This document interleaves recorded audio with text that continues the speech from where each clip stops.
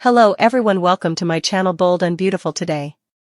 Ridge loses his memory after hitting his head.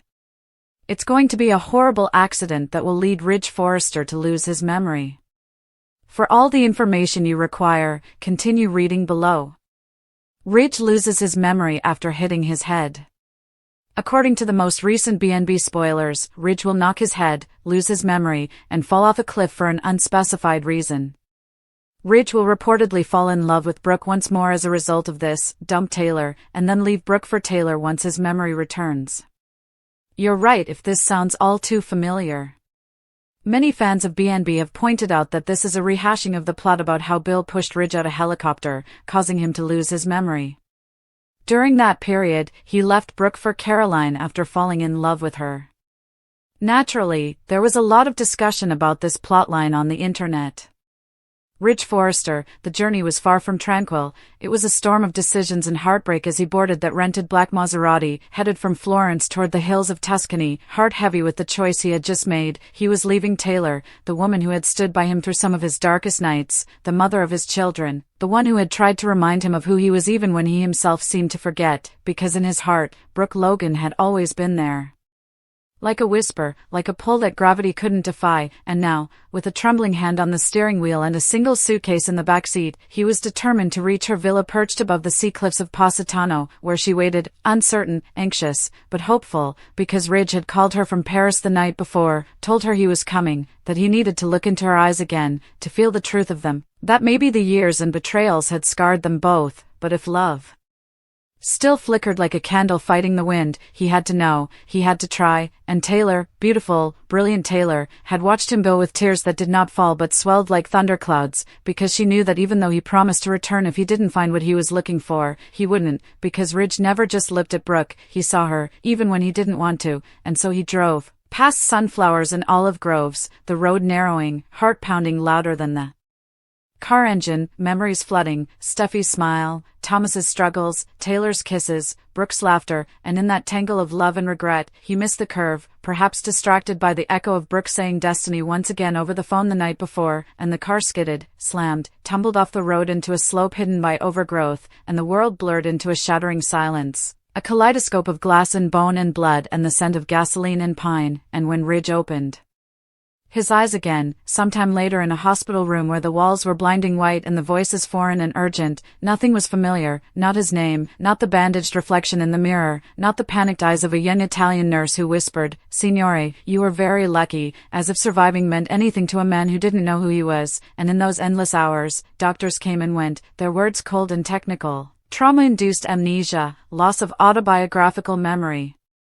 Potential for gradual return, but none of it reached Ridge because he didn't know he was Ridge, didn't know Brooke was waiting in Positano in a sundress the color of summer sky, pacing a terrace scented with lemon blossoms, didn't know Taylor was back in Paris with her phone clenched like a lifeline, her heart telling her something was wrong because Ridge wouldn't disappear without a word unless something terrible had happened, and so days passed, and Ridge, now Richard to the nurses, tried to smile at strangers and rediscover pieces of himself in broken Italian and cryptic dreams, images of blonde hair, laughter, fashion sketches, kisses that felt too real to be imagined, and meanwhile Brooke, her hope slipping with each unanswered message, called Eric, then Thomas, then even Taylor, who at first stiffened at the sound of Brooke's voice but quickly agreed to help because if Ridge was missing, everything else could wait, and so they all searched. Thomas hacked travel records, Steffi flew to Rome, Taylor traced the rental car route, and finally a call came from a small hospital in Chianti reporting an unidentified American man fitting Ridge's description, and Taylor was the first to arrive, breathless, trying to steady herself as she entered the room, eyes filling with tears at the sight of him alive, but blank, so blank, and he looked at her with a politeness that broke her heart, like she was a stranger with kind eyes, and when she said, "Ridge, it's me, Taylor," he tilted his head and replied, "I'm sorry, do I know you?" And in that moment Taylor understood the depth of the tragedy, not just the crash, not just the detour, but the cruel erasure of everything they'd shared, and yet she didn't cry, she simply sat beside him, took his hand, and began telling their story like it was a bedtime tale, because if love could be remembered, she would make him remember, but what she didn't know was that each night, Ridge dreamed of a woman by the sea, a golden-haired siren whose eyes held galaxies, and though he didn't know her name, he woke with her face burned behind his eyelids, whispering destiny like a melody. And when Brooke finally arrived, breathless and glowing with emotion, she saw him sitting beneath a tree in the hospital garden, sketching a design on a napkin with the ease of muscle memory, and she stopped, frozen, because despite everything, he looked peaceful, innocent, and when their eyes met, something flickered, and he stood slowly, watching her approach with a mix of confusion and wonder. And when she said, "Ridge, it's me," he didn't respond with recognition, but he didn't step back either. Instead he blinked, as if trying to place her in the dream he couldn't shake, and murmured, "I've seen you," and Brooke, fighting back tears, nodded and said, "You've always seen me," and that was the beginning of a new chapter in a love that refused to die, even when memory did. And as the sun dipped below the Italian hills and the past lay somewhere behind them, tangled in pain and passion, the future stretched uncertain but open, waiting for Ridge to remember not just who he was, but who he had always been with her. And as Taylor watched from a distance, a quiet smile on her lips despite the ache, she knew that loving someone sometimes meant letting them go, even if they forgot you first. Ridge Forrester had always lived life teetering on the edge, of love, of power, of identity, and as fate would have it, one fateful afternoon would send him over that edge quite literally. The cliffside overlooking Malibu had always brought him peace. The churning ocean below reminded him of the chaos in his life, while the cool breeze and blue sky gave him the illusion of control. But on this particular day, everything changed. Ridge had driven out to clear his mind, conflicted as always between Brooke Logan and Taylor Hayes, the two women who had pulled at his heart for decades. What he didn't expect, though, was that this peaceful escape would become a defining moment in his life, a catalyst for a whirlwind of events that not only rewrote his memory but rearranged the pieces of his heart all over again. The fall happened quickly. One moment he was walking too close to the edge, distracted by a call from Steffi warning him about Thomas's latest drama, and the next, the gravel beneath his shoes gave way.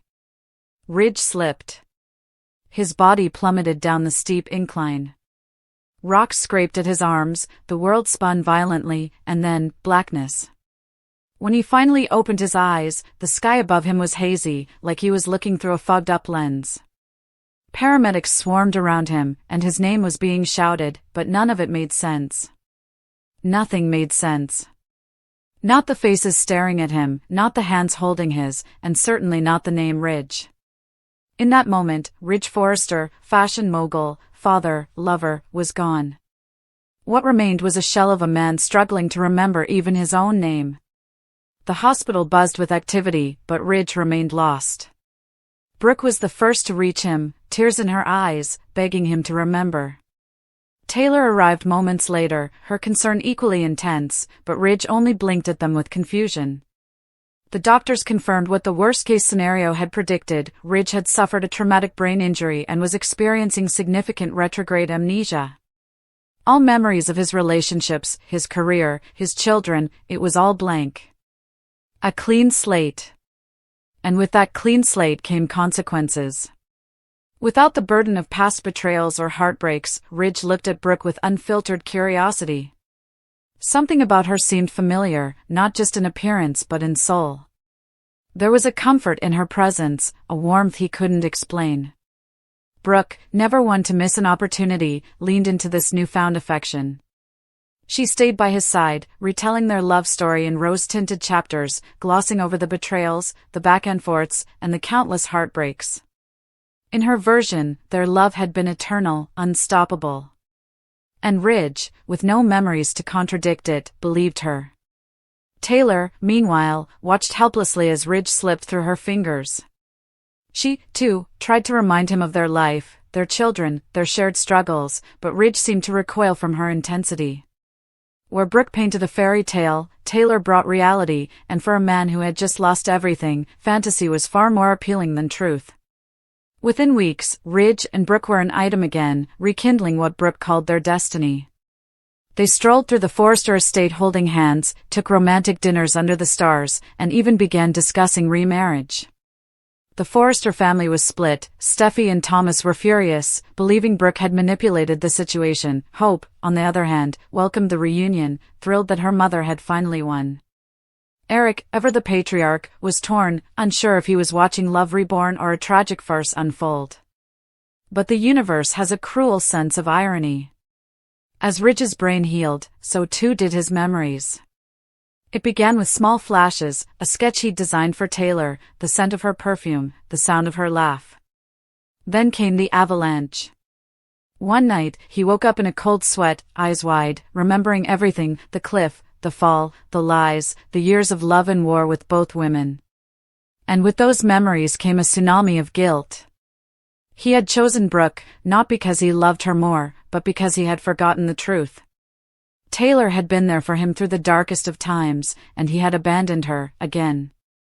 The next morning, Ridge sat Brooke down and explained everything. He remembered. All of it. And with remembrance came clarity, he loved Taylor. Brooke's face fell, her eyes watering not from shock but from familiarity. This wasn't the first time Ridge had left her after a crisis. It was history repeating itself, only this time, she didn't fight it. "Go to her," she whispered, voice trembling. "But don't come back next time." Ridge nodded solemnly. He didn't know if this was the right choice, but it felt like the most honest one. He found Taylor at her office, buried in work, trying to forget the man who had once again broken her heart. When she looked up and saw him, her face hardened. "What do you want, Ridge?" she asked coldly. He didn't speak at first. He walked to her, gently took her hands in his, and whispered, "I remember." Taylor's expression cracked, her composure slipping. Ridge poured his heart out. He explained everything, the fall, the amnesia, the pull toward Brooke, and the moment everything came flooding back. "I was lost, Taylor," he said, "but when I remembered you, I found my way home." Taylor stood there, frozen, the words hanging between them like delicate glass. She had every reason to reject him, to protect herself. But in that moment, she realized that love, real love, wasn't about perfection or consistency.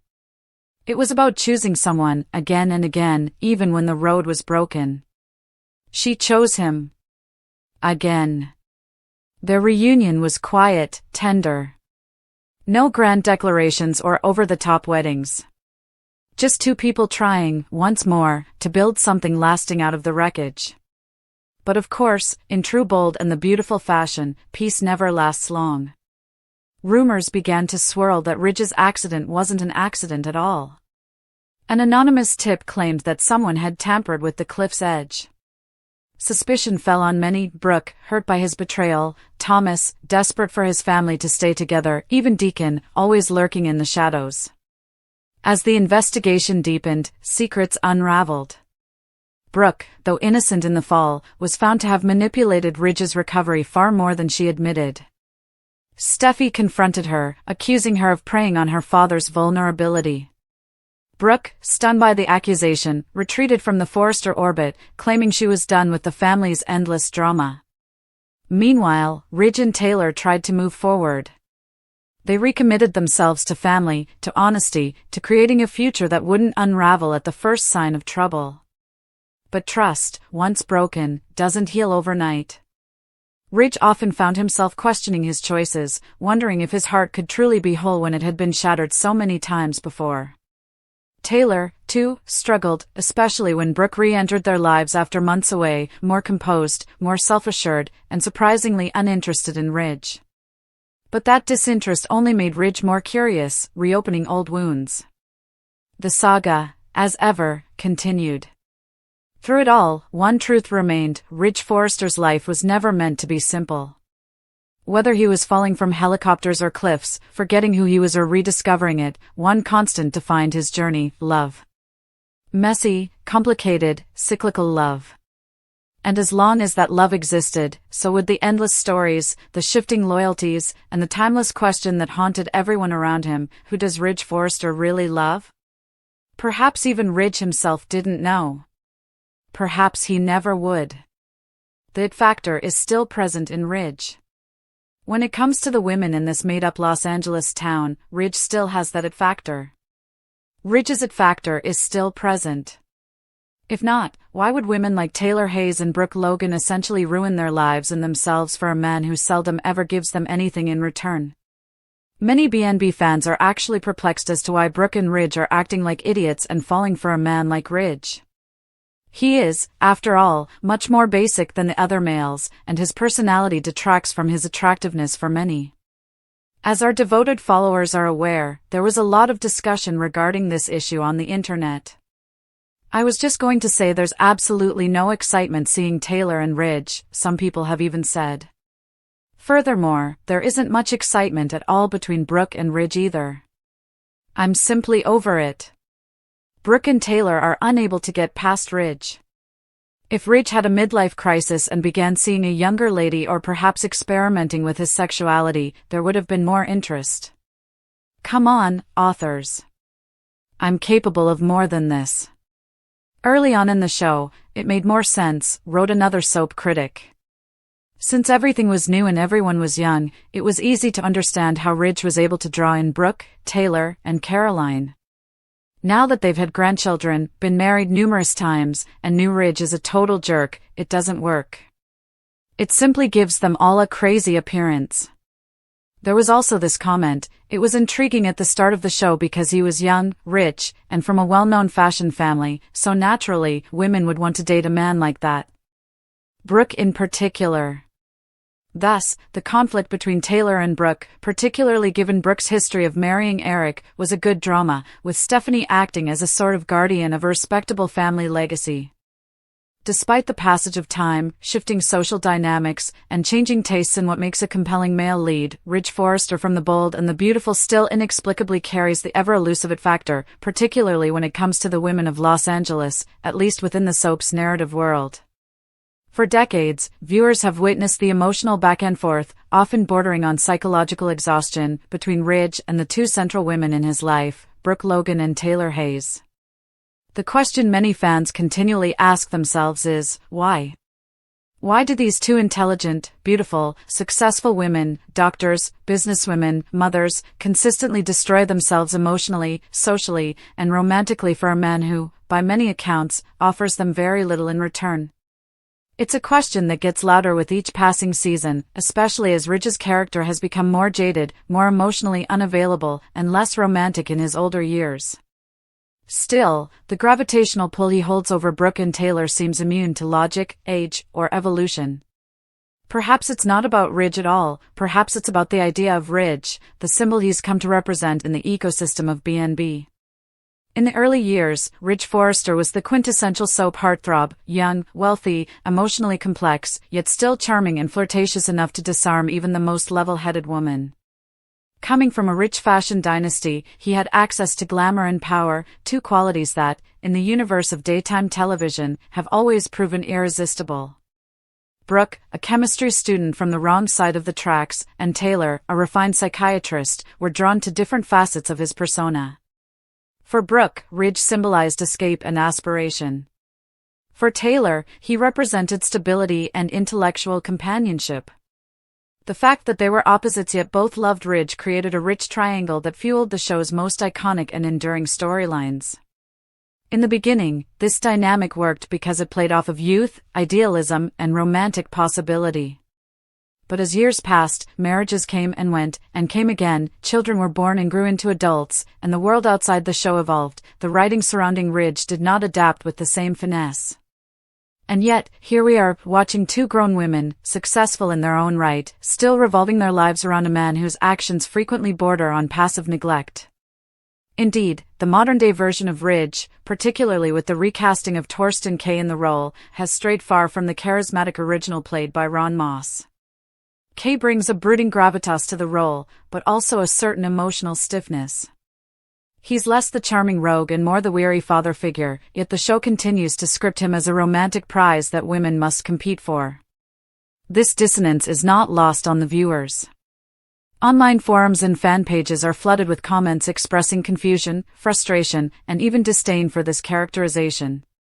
Fans have pointed out that the current Ridge lacks the magnetism that once made his love triangle believable.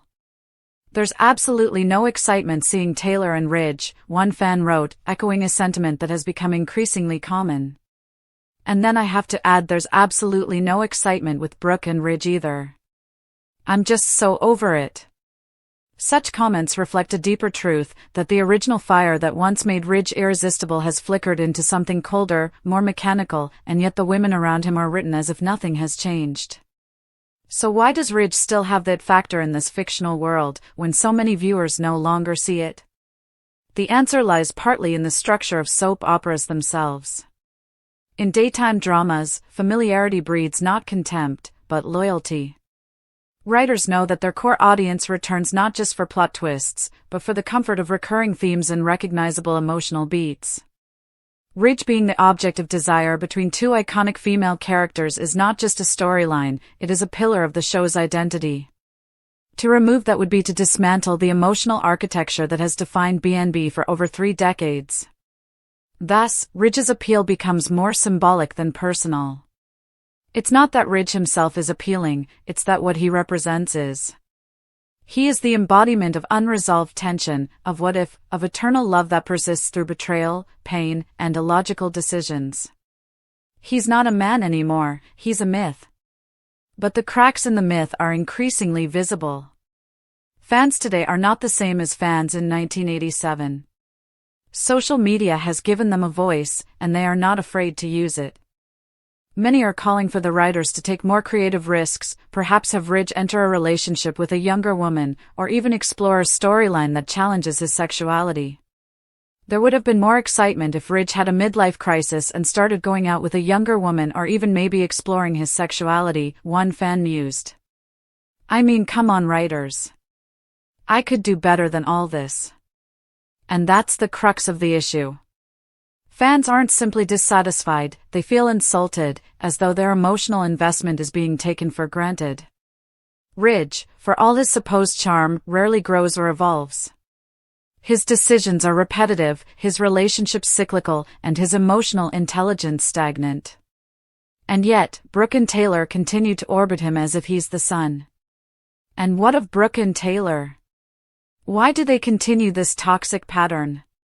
Is it poor writing, or is it a deeper commentary on the nature of love, loss, and emotional dependence?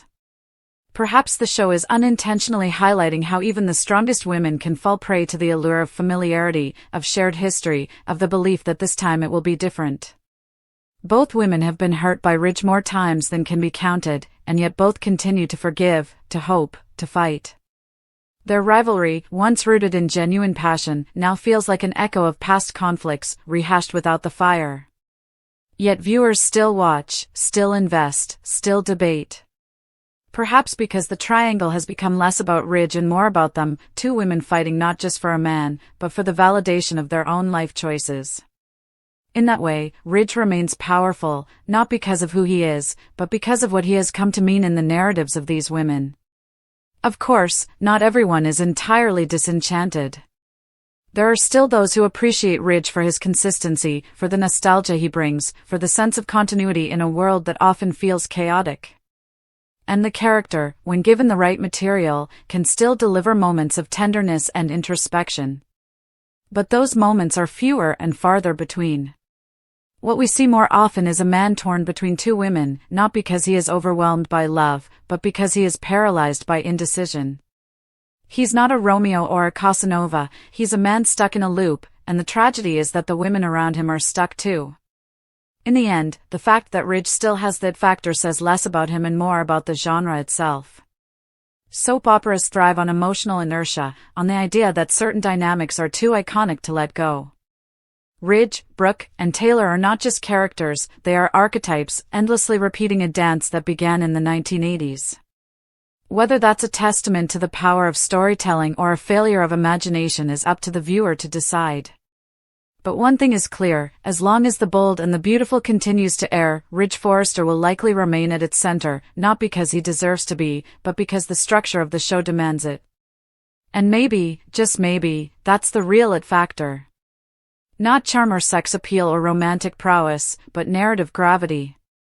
Ridge is the axis around which the show's most enduring conflicts turn. Love him or hate him, he's indispensable. And in the world of soap operas, that might be the most attractive quality of all.